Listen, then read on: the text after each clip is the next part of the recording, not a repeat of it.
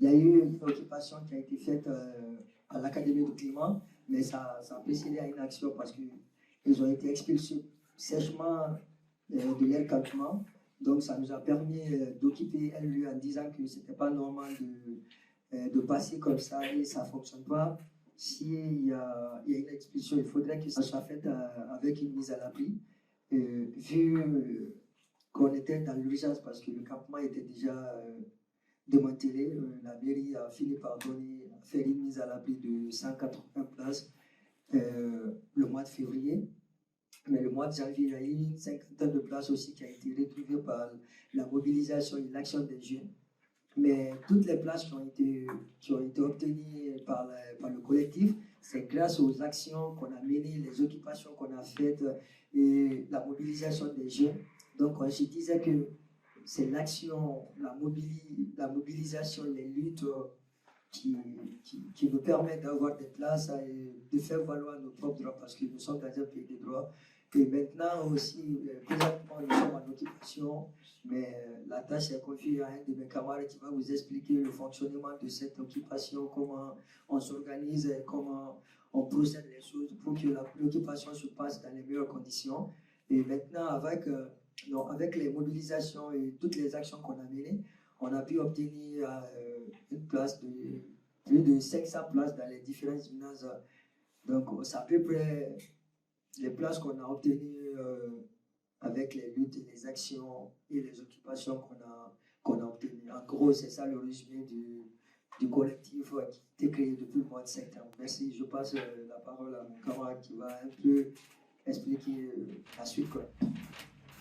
J'espère que vous allez bien et du coup, on est très content de votre présence aussi ce matin. Je vais vous parler des revendications du collectif des jeunes du parc de Belleville. Elles sont sur l'hébergement, l'évaluation des minorités, la justice, les transports, l'école et la santé. En fait, le premier, c'est l'évaluation. Quand on arrive en France, on doit faire une évaluation pour prouver notre minorité. Et notre droit au repos n'est pas respecté avant cette évaluation. On n'est pas hébergé ou alors on est hébergé juste une nuit avant de faire l'évaluation. Et cette évaluation est raciste. C'est seulement en France qu'on subit ça. Les questions sont mauvaises. L'évaluateur nous demande des choses qui sont différentes de nos cultures. Par exemple, chez nous, on ne connaît pas l'âge de nos parents et on est refusé à cause de ça. Aussi, on nous pose des questions pour nous piéger. Et il y a des choses qu'on n'a pas dit, mais l'évaluateur écrit ça sur nos rapports d'évaluation. Quand on nous refuse à la minorité, ils nous disent que c'est quand on rencontre la même chose que les autres. Alors que juste on a tout fait presque le même voyage jusqu'ici. Et le recours aussi. Quand on est refusé à l'évaluation, on fait un recours. Le recours prend trop de temps. Ça prend 6 à 8 mois. Ça prend 6 à 8 mois pour voir la juge. C'est trop long car on dépose vite nos documents. On n'a pas l'hébergement pendant le recours. Et le 115 nous refuse quand nous sommes mineurs. La France nous laisse dormir dehors pendant le recours. Et on n'est pas hébergé par la police sur les campements. On n'a rien pour manger, avoir des habits. La France veut faire de nous des délinquants et nous chasser de Paris avant les Jeux olympiques. Nous demandons l'hébergement inconditionnel de tous les mineurs isolés en recours. Il y a beaucoup de bâtiments vides. Il faut les réquisitionner pour les loger.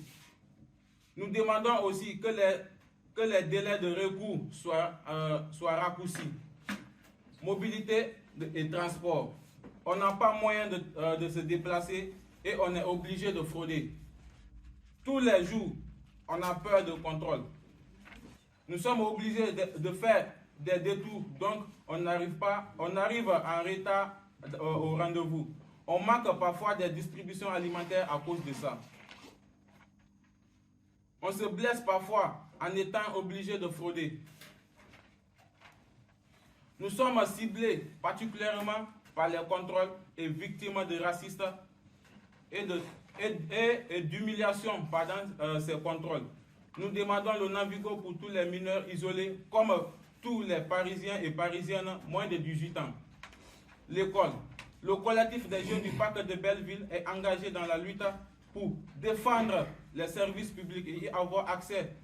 Nous voulons étudier, avoir une formation, mais l'administration nous demande des preuves d'hébergement qui ne sont pas inaccessibles et refuse pour cette raison de nous inscrire à l'école. Pourtant, nous sommes des mineurs. Et en ce titre, nous avons droit à l'éducation. Nous exigeons que nos droits soient respectés. Nous demandons une éducation publique pour tout le monde et une scolarisation sans condition. Santé. Nous sommes laissés dans les conditions d'hygiène et de santé déplorables. Et nous n'avons pas accès aux mêmes soins que les Français. Face au traumatisme enduré et aux conditions de la rue, nous demandons un suivi psychologique par les professionnels pour tous les jeunes qui en verront la demande. Nous demandons souvent plusieurs mois pour obtenir un rendez-vous, parfois pour les urgents qui ne peuvent pas attendre. Souvent, les personnes qui nous reçoivent ne comprennent pas notre situation. Nous demandons une réelle prise en charge médicale et psychologique dans les délais raisonnables. Nous demandons que les assistants sociaux des hôpitaux nous ouvrent les droits à AEM et non les associations. Nous demandons à ce que les jeunes qui sont hospitalisés arrêtent d'être remis à la rue. Ensuite, l'État doit les trouver une solution d'hébergement. Sur les imminences de la mairie, pour les hébergements dans les imminences, nous demandons à ce que les jeunes malades puissent rester dans les imminences la journée. Nous sommes trop nombreux dedans. Nous sommes entachés dans une salle. Ce ne sont pas des bonnes conditions de vie. Par exemple, dans les imminences de Barbès, nous étions plus de 150 et seulement 2 douches et 2 toilettes. Pourtant, l'ONU indique qu'il faut au minimum une toilette par 20 personnes et une douche par 8 personnes. Il peut y avoir des risques d'épidémie. Nous demandons des hébergements adaptés à notre situation. Les imminences ne sont pas une solution d'hébergement. Nous demandons à l'État de prendre ses responsabilités et il faut des hébergements pérennes pour tous les mineurs en recours. Nous demandons à la mairie de se battre vraiment à nos côtés pour obtenir cela. Pas de logement, pas de JO. Pas d'école, pas de JO. Pas de Navigo, pas de JO. Pas de santé, pas de JO. Je donne la parole à Milo. Merci beaucoup. Bonjour à tous. Moi, je vais parler de la part de toutes les mineures filles isolées dans la rue. Ce qui me fait plus mal et plus triste est que en France, on dit qu'il y a l'état des droits et surtout il y a le droit de la femme. Et par rapport à, nous sommes ici en France, nous voyons qu'il n'y a pas de droit de la femme. Il y a des femmes qui se retrouvent à la rue. Je commence seulement par des mineurs qui se retrouvent à la rue. Plus pire encore, nous subissons des racismes. Dans des centres d'évaluation, les mineurs se font évaluer, mais par après, s'il y a de la peau blanche, sont plus rapidement reconnus mineurs. Il y a même celles qui ne font même pas l'évaluation, sont reconnus mineurs. Alors qu'il y a nous, avant d'abord d'être évalué, on te complique, non, tu n'es pas mineur, tu es majeur, ils te font des contrôles, ils vérifient encore tout là. Après, la fin, on te dit que non, tu n'es pas mineur, on te met dehors. Sur la relation au nombre des sons, c'est toutes les sons filles qui sont dehors, sont de la peau noire. Là, c'est le racisme. Si vous partez là, nous occupons maintenant la maison des métallos. Si vous partez à la maison des métallos, vous allez voir que les filles qui sont là sont de la peau noire. Si vous partez dans le foyer ou quelques foyers qui ont logé des filles qui sont de la rue, il n'y a que celles de la peau noire. On vit du racisme totalement et brutalement.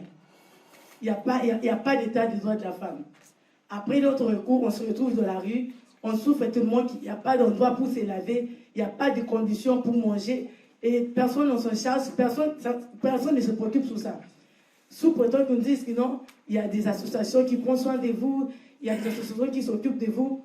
En arrivant dans des associations, non, c'est juste que non, on t'inscrit, tu peux venir là, tu donnes ton nom, si tu ne te sens pas bien, si tu veux quelque chose à manger. Et par rapport à l'alimentation, on n'est pas encore habitué à l'alimentation française. Ils s'en foutent de ça. On donne des alimentations expirées. Ils ne se rendent même pas compte de ça. On est d'alimenter des choses qui sont expirées. Des repas expirés, des jus expirés, ils ne se rendent même pas compte de ça. Des filles vivent dans de mauvaises conditions. S'il n'y a pas des associations, s'il n'y a pas de soutien, et des filles, je ne sais pas comment ça se passe les conditions pour nous, les filles, c'est trop compliqué pour nous. Il y a des filles qui se sont fait opérer, 2 semaines après les opérations, ils sont dehors. Dites-moi, comment ils vont vivre dehors sous l'opération? 2 semaines après l'opération, il y a 4 filles qui sont dehors. Et maintenant, on est obligé de ne pas recevoir des filles à la maison des métallos. Pourquoi? Parce que le nombre est limité. Mais moi, je connais, il y a 4 filles qui se sont fait opérer. Il n'y a plus moyen qu'ils restent à l'hôpital. Ils sont maintenant dehors dans la rue. Comment gérer la situation? C'est trop dur, on en a marre. Pour les moyens, pour l'éducation, c'est trop compliqué. Maintenant, là, on est en train tous de réclamer l'évolution de la modernité et que les femmes, que les femmes soient modernes, les femmes s'évoluent. Comment les femmes vont évoluer s'il n'y a pas d'éducation? Il y a des mineurs ils ont déjà 17 ans, mais ils n'ont pas leur date de recours. Bientôt, ils auront 18 ans. Comment ils vont aller à l'école? C'est qu'à un moment-là, j'ai un bébé de 1 an, 2 mois. J'étais à la rue, je dormais dehors, j'ai fait 8 mois à la rue. Cette dame qui est là-bas, Madame Hélène, une fois j'étais assise, la pluie même m'a frappé tout et tout, elle m'a vu, vraiment elle a eu pitié de moi. Elle s'est approchée, elle a dit, Madame, comment ça va? J'ai dit, oui, ça va. C'est comme ça, elle a dit, qu'il y a manifestation des mineurs. Est-ce que vous pouvez? J'ai dit oui. Elle a vu même, j'avais des tapettes, les babouches aux pieds. C'est comme ça, elle allait payer la chaussure que je porte actuellement pour me donner avec des chaussettes, les habits de froid. Donc c'est comme ça, je me rends à la manifestation des mineurs. Je manifeste, sans connaître même pourquoi je suis là. Mais je suis partie quand même. Donc c'est comme ça, j'ai vu l'association, la collective de Belleville. Ils étaient là, les jeunes mineurs, avec les assistants sociaux qui sont là, tout et tout. C'est comme ça j'ai manifesté, j'ai parlé, ce que je vivais dans la rue, tout et tout. Par la grâce de l'association, actuellement, mobilisation du collectif de Belleville, ils ont fait le possible. On était à la maison des métallos, tout et tout. C'est comme ça j'ai eu un abri actuellement où je suis dans le gymnase avec mon enfant. Mais vraiment, là-bas aussi, c'est pas aussi facile que ça, mais je suis pas dehors vraiment. Je suis un peu à l'abri. Il y a un toit au moins sur notre tête. Quand il pleut, on est à quelque part, mais c'est pas facile. Même, il fait froid, mais on tient le coup quand même. Parce qu'aujourd'hui, au moins, grâce à eux, je peux leur dire merci. Et tous, parce que c'est grâce à eux aujourd'hui, je suis dans un gymnase dans le 12e. Je dors là-bas, par la grâce de Dieu, aujourd'hui je me lave, tout et tout. Mais en tout cas, la situation de là-bas, je peux dire que c'est pas facile. Mais la rue aussi n'était pas aussi facile, hein. Mais là-bas aussi, c'est un peu mieux. La rue n'était pas facile. Parce que quand il pleut, vous n'avez pas un abri, vous êtes sur la pluie, tout et tout. C'est les associations souvent qui viennent vous donner à manger. Souvent, même pour se mettre au chaud avec l'enfant, pour se laver, c'était tellement dur. Mais aujourd'hui, au moins, je peux dire, j'arrive à me laver, j'ai un endroit où dormir. Mais vraiment, il fait vraiment froid dans le gymnase où on est actuellement. Bon, on ne sait pas où ça va se terminer, on ne sait pas si après ils vont nous mettre à la rue, tout et tout, bon, on ne sait pas, mais on est là quand même. C'est ce que j'avais à dire. Merci beaucoup, en tout cas, à l'association Mobilisation de Belleville. Merci beaucoup pour ce que vous avez fait pour nous, les femmes. Il y a Marie et puis il y a Aude qui est là. Je peux vous dire merci. Merci beaucoup. Madame Hélène, merci aussi. À toi aussi pour ce que tu fais.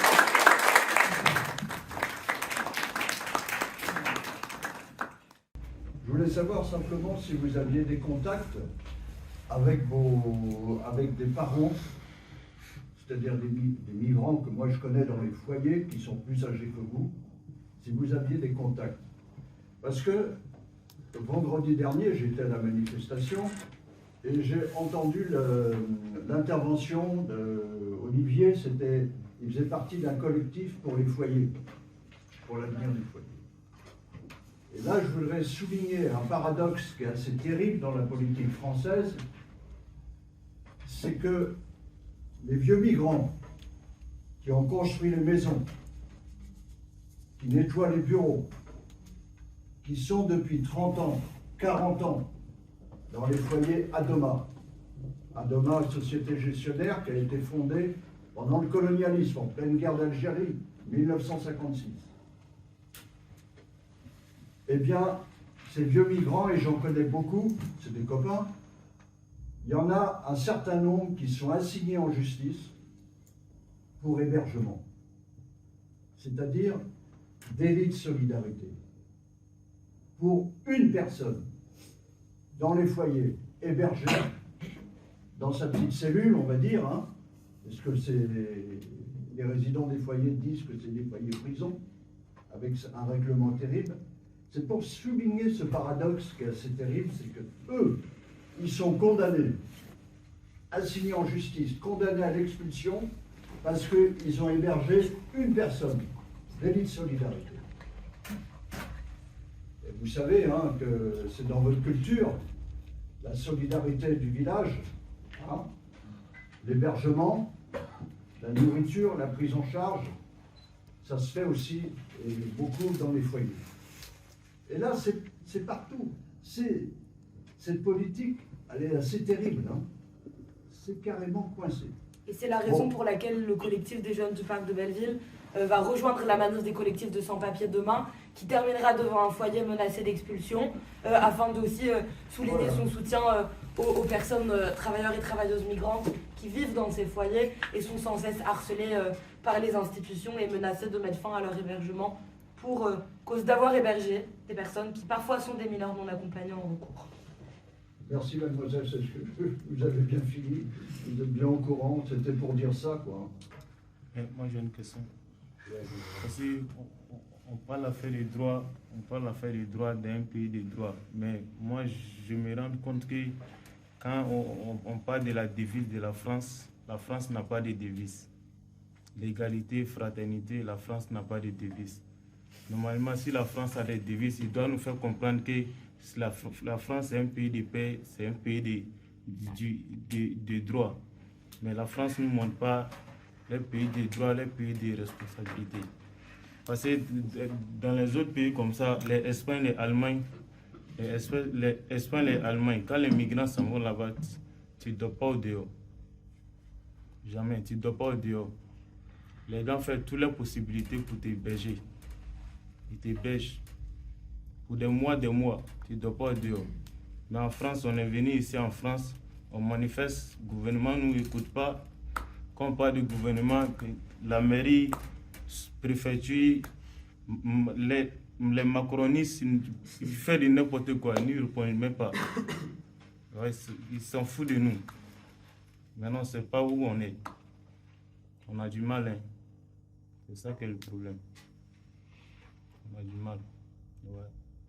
Et pour rebondir sur la question relative à la mairie, on est en contact quotidien avec l'équipe de la mission urgence sociale de la ville de Paris, qui pour l'instant n'apporte aucune solution et effectivement rappelle que c'est la responsabilité de l'État que de pallier à l'hébergement des personnes sans abri. Ce collectif-là rappelle toujours l'État a ses responsabilités, tout en disant que la mairie de Paris a aujourd'hui des capacités qui ne sont pas pleinement exploitées et pourrait également, en tant que mairie d'opposition, faire ce travail-là qu'aujourd'hui on ne peut plus vraiment attendre d'un gouvernement qui est géré par Emmanuel Macron et Gérald Darmanin. Il n'y a pas de menace d'intervention policière directe sur le lieu, excepté si le péril est prononcé par la préfecture et donc si on dépasse trop les jauges qui sont aujourd'hui demandées au sein du lieu. Pour autant, toute la logistique, comme les jeunes l'ont dit, elle est gérée par eux-mêmes, par leurs contacts et par les quelques soutiens qui sont sur place. Donc pour les centaines de repas par jour, pour les couvertures qui sont nécessaires, pour le fait d'aller prendre des douches qui sont toujours faites dans des locaux associatifs. Donc voilà, il n'y a pas de menace d'intervention policière. Pour autant, en fait, c'est pas un lieu d'hébergement, la maison des métallos. Il n'y a pas de douche, il n'y a pas assez de toilettes pour tout le monde, les salles ne sont pas assez chauffées, il n'y a rien qui est fait pour tenir ce lieu assez longtemps. Et donc, il est toujours demandé à l'État de prendre ses responsabilités et de loger ces jeunes à Paris. C'est grave. On peut faire 4 jours, 5 jours, on ne sait là pas. On est là, on ne sait là pas, on ne sait pas où on s'en va. Et moi, je signale un truc, on a tous un rôle à jouer, que ce soit les médias, les syndicats, les élus, la gauche ou l'extrême gauche, on a tous un rôle à jouer à tout ce qui se passe maintenant là. Parce qu'il y a les Jeux olympiques qui approchent, il y a la violence policière, parce qu'il y a le nettoyage social. Et moi, je ne dirais pas que c'est un nettoyage social, c'est une violence sociale qui est faite par les différentes institutions. On a tous un rôle à jouer dans ce truc-là. Et c'est le moment opportun d'appliquer, de répliquer, d'appliquer ou d'agir, parce que c'est maintenant qu'on peut taper tout. L'État met tout son paquet sur les Jeux olympiques. Il y a toute la planète où tous les médias du monde entier sera braqué sur la France, sera braqué sur Paris.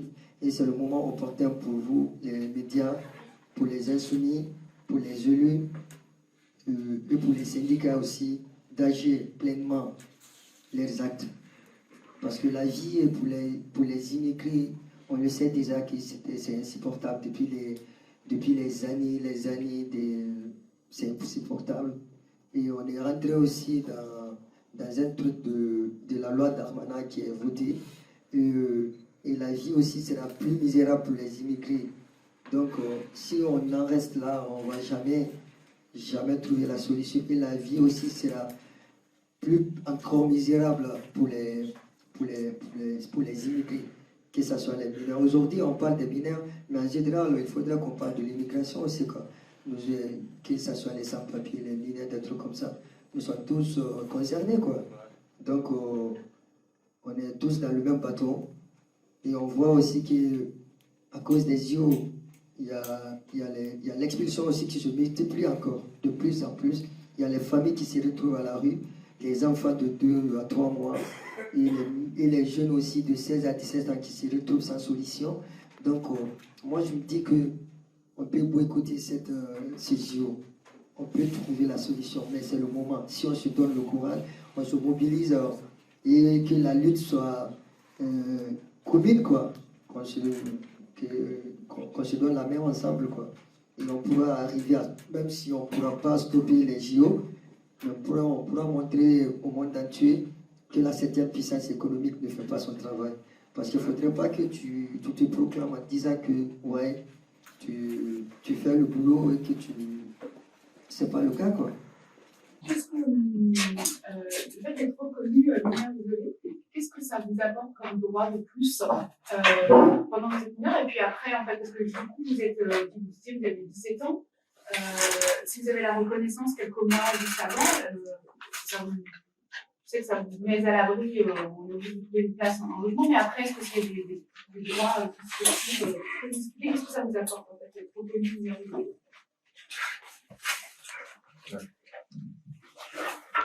En fait, être mineur isolé, vous-même vous savez il y a combien de quais à Paris et il y a combien où les jeunes mineurs dorment dans les rues.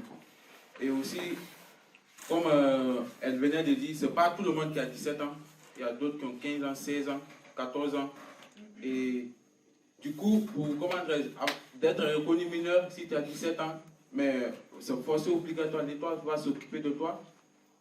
Un mineur, tu es reconnu mineur, il faut que l'État s'occupe de toi et te trouve un toit où te loger aussi, te donner une formation et toi aussi tu te débrouilles. C'est ça on dit le travail de l'État. Même si on se dit que tu es mineur, mais ce n'est pas à toi seul de faire tout. L'État aussi va accomplir son boulot. C'est ça le fait. Mais ça se poursuit après quand vous êtes majeur, si vous suivez, si vous êtes obligé de vous donner une formation si vous êtes mineur, si vous êtes non derrière une formation, une éducation. Et après, ces droits peuvent se poursuivre une fois que vous avez passé une fois que vous avez 18 ans. C'est encadré par la loi Taquet. Et aujourd'hui, l'aide sociale à l'enfance a l'obligation de proposer des contrats jeunes majeurs qui sont une prise en charge jusqu'à 21 ans pour tout jeune qui est pris en charge par l'aide sociale à l'enfance aujourd'hui et a besoin de continuer sa prise en charge, c'est-à-dire un jeune qui est scolarisé que ce soit en formation continue ou en apprentissage, un jeune avec des vulnérabilités médicales ou psychologiques particulières. Les sorties sèches, les expulsions sèches de l'ASE à 18 ans sont maintenant interdites par la loi, même si la loi immigration vient précariser d'autant plus la situation des mineurs non accompagnés en disant qu'un mineur qui se serait mangé une OQTF, peu importe dans quel contexte, peu importe à quel moment, ne serait plus éligible à une prise en charge par l'aide sociale à l'enfance après sa majorité. Donc voilà, mais sinon c'est encadré par la loi et donc les mineurs non accompagnés, tout comme les enfants français, sont censés être éligibles au contrat jeune majeur qui est une prise en charge jusqu'à 21 ans. Pour préciser, si je ne me trompe pas, quand on est mineur, on est enfant hein, dans la loi, et donc on est dans le cadre de la Convention nationale du droit de l'enfant, qui est aussi une convention internationale, qui donne obligation pour les États d'assurer l'hébergement, l'école et la santé. C'est comme des enfants. Le mot mineur, il est peut-être moins fort que... Et il y a un accompagnement qui est fait ensuite à la majorité pour l'obtention d'un titre de séjour. Si un mineur non accompagné est pris en charge avant 15 ans et 3 mois, il est éligible automatiquement au titre de séjour vie privée familiale en France. S'il est pris après, il pourra faire sa demande de titre de séjour en fonction de sa situation, s'il est étudiant, s'il est travailleur, et il est censé être accompagné par le personnel de l'aide sociale à l'enfance. On sait aujourd'hui quel combat c'est de faire une demande à la préfecture pour un titre de séjour. On sait aussi qu'un jeune Français, il vit de la solidarité parentale aujourd'hui jusqu'à parfois 23 ans, 24 ans, moi je le fais. Un mineur non accompagné à 18 ans a besoin d'un accompagnement auprès de la préfecture pour faire une demande de titre de séjour et c'est ce que l'énormément fait aujourd'hui. Est-ce que vous pouvez un petit peu plus parler de l'impact de l'organisation des Jeux Olympiques sur les conditions de vie des mineurs isolés? L'impact sur le jeu olympique qui est sur les jeunes mineurs isolés en France, surtout en Paris. On voit dans lesquels il y a toujours l'expulsion policière qui ne laissent pas les jeunes dormir dans la rue et aussi qui ne les donnent pas aussi un hébergement digne. Et ça joue sur nous au fait. Vous voyez, ça joue sur nous. Il y a les contrôles policiers aussi. Et les jeunes n'arrivent pas à s'en sortir en France, l'impact policier, et qui veulent nettoyer la ville. Tu vois, qui veulent nettoyer la ville en disant qu'il y a le jeu olympique qui arrive et tous les jeunes, on les expulse et ils n'ont pas de solution. Ça, je pense pas que c'est une bonne idée. Vous expulsez quelqu'un, mais il faut avoir un plan B pour lui. Là où il dort, là où il se protège, pour ne pas être dans le danger. Et toi, tu viens, tu le fais expulser de ce coin et tu n'as pas un autre endroit pour lui donner. C'est ce que je peux dire, la mairie ou la préfecture qui a prévu sur les Jeux olympiques qui arrivent. Ils veulent rendre la ville propre. Ils ne veulent pas que aussi les touristes viennent, qu'ils voient les migrants ou les migrantes dormir devant la rue. Quand on dit la ville de Paris, il y a des migrants qui dorment de la rue, il y a des migrants qui dorment de la rue, tu vois. Il ne veut pas qu'on donne une mauvaise image à la France. Et alors, c'est le cas. Nous-mêmes, nous le voyons. Ça existe. C'est réel. Mais il faut que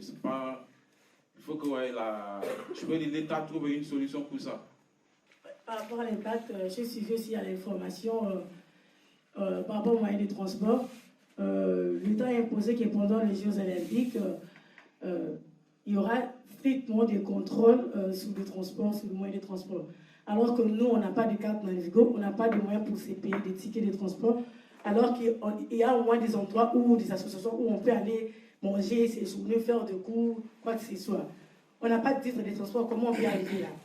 Alors pendant les Jeux olympiques, c'est strictement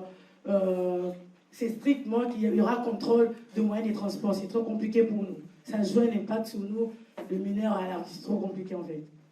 L'impact presque moi qui m'inquiète beaucoup, même sur vous aussi, vous devez vous inquiéter quoi un peu, parce qu'il y a une restriction qui est faite. Il y a des jeunes interdites. Il y a des zones aussi qui doivent être circulées, quoi. Donc, la seule problématique que moi je signale aussi, c'est ça. Comment est-ce qu'on peut dépasser ça? Les zones qui seront restreintes à nous ou à vous, parce que vous les Français déjà vous aurez une QR pour accéder à certains lieux, quoi. Et comment est-ce que nous on peut faire alors si on n'a pas déjà la solution à cette problématique, quoi.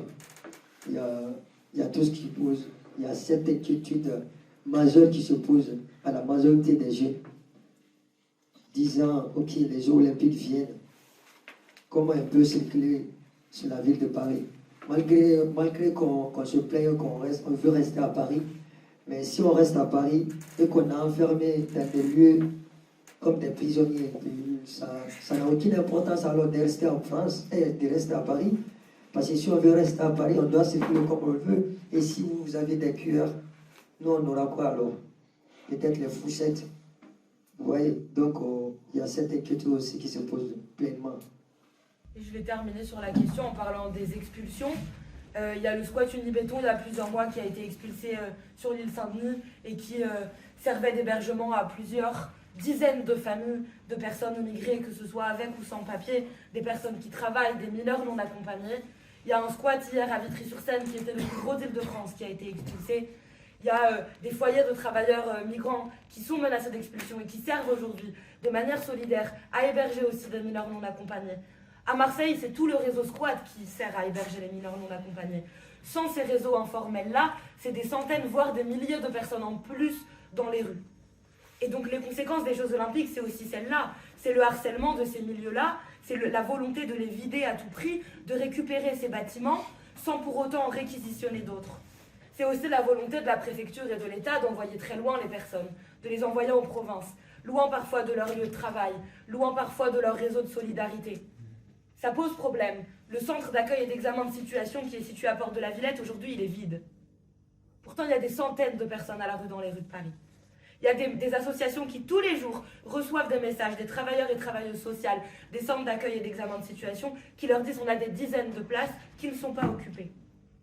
Pour autant, quand les orientations sont proposées aux personnes, que ce soit des mineurs ou non d'ailleurs, on leur propose d'aller en province. Donc moi, je pense qu'on rentre dans du très concret des conséquences des Jeux Olympiques aujourd'hui, qui est le harcèlement policier, le harcèlement institutionnel et administratif constant, et on pourrait aussi parler de la surexploitation des travailleurs et des travailleuses sans papier sur les chantiers des Jeux Olympiques aujourd'hui. Les Gilets Noirs ont procédé à une occupation du chantier de la Chapelle il y a quelques semaines maintenant. En voilà une conséquence aussi des Jeux Olympiques. Et ne nous mentons pas, il y a aussi des mineurs non accompagnés en recours qui, par nécessité de survie, travaillent au black sur ce genre de chantier. Ça concerne toutes les populations immigrées aujourd'hui, qui travaillent dans des conditions médiocres, sans aucune protection autour du droit du travail, sans aucun équipement, surexploités, parfois mal payés, et à qui on refuse ensuite de signer des CERFA pour demander des titres de séjour à la préfecture. Donc le voilà, la réalité de nos Jeux Olympiques aujourd'hui à Paris.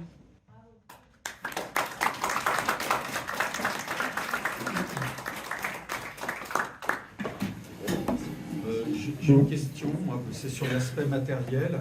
Comment vous arrivez à pouvoir manger tous les jours?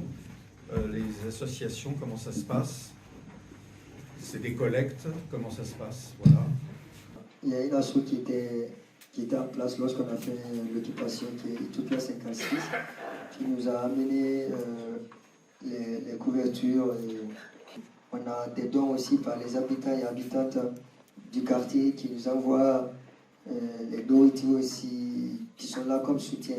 Et on a une cagnotte aussi en ligne et on reçoit aussi des dons. À travers ça, il y a d'autres aussi qui font des dons sur place, quoi. Et peut-être ça, je m'adresse aux différentes associations. Il faudrait qu'ils s'impliquent aussi à la lutte, quoi. Voilà, parce que nous ne sommes pas des marchandises, nous les migrants, nous ne sommes pas des marchandises où faire des distributs alimentaires comme ça et s'arrêter. Il faudrait qu'ils s'impliquent pleinement à la lutte et ça donne aussi de l'importance. Il ne faudrait pas qu'on reste infiniment à la merci des associations en disant si, moi je sais qu'ils ont pleinement des rôles à jouer. Il ne faudrait pas que ça soit limité dans un temps bien déterminé en disant que voilà, si on dépasse les limites, on n'aura pas de l'investissement de la part de l'État. Et si on en reste là, on va jamais trouver des solutions. Il faudrait que peut-être les associations qui s'impliquent encore de plus en disant que voilà, nous soutenons les jeunes mineurs, qu'ils fassent des communiqués en disant nous soutenons les jeunes mineurs pleinement. On veut qu'ils sortent de la rue. Et ces revendications, il faudrait que ça soit applicable, quoi. Le toit ou le logement pérenne, la santé, l'éducation, tous ces revendications, ou le transport, toutes ces revendications doivent être prises en charge et qu'on applique et qu'on parle là-dessus, quoi. Parce que moi, je sais que si les différentes associations jouent leur rôle pleinement, et je vous encourage qu'on va trouver la solution. Mais s'ils restent en disant que ouais, nous, on veut pas, on voit notre face, il ne faudrait pas que l'État qui nous vienne en aide, ça cesse. Et moi, je sais que ce n'est pas seulement que l'État, il y a des fondations qui font des dons. Mais même si on doit leur dire la vérité en disant ouais, les jeunes, ils en ont marre de tout ça là maintenant, quoi. Qu'ils ne sont pas des marchandises. Il faut qu'on applique la loi comme telle est. Vous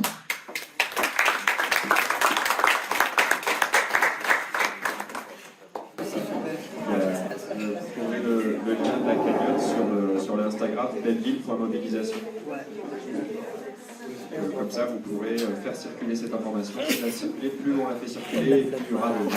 Et il n'y a pas de petits noms, tout ce qui est possible. Pas de logement, pas de ça servira pas de santé, pas de... à aider les gens à se nourrir, à s'organiser et à vivre dignement.